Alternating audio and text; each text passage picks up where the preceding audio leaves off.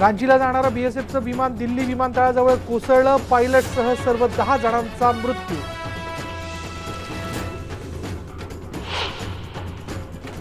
ज्युएनल justice विधेयकावर आज राज्यसभेत चर्चा, पण गदारोळामुळे सकाळपासून 2 वेळा राज्यसभा झाली तहकूब.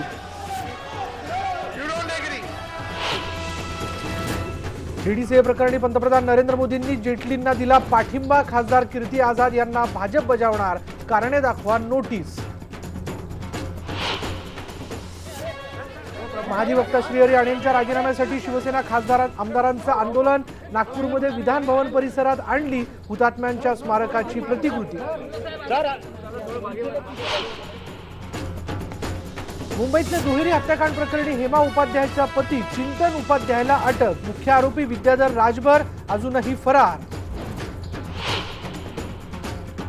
संजय दत्त 25 फेब्रुवारीला येरवडा जेल बाहेर येण्याची शक्यता, चांगल्या वर्तणुकीच्या आधारे संजयला मिळू शकते शिक्षेमध्ये सूट.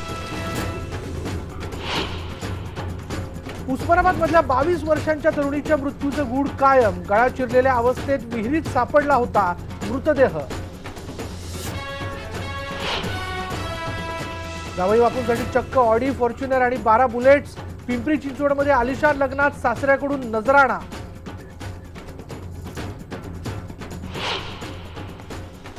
माजी राष्ट्रपती एपीजे अब्दुल कलाम यांच्या कबरीकडे कमालीचं दुर्लक्ष, कबरीभोवती फिरतायत कुत्रे, मांजरी आणि गायी.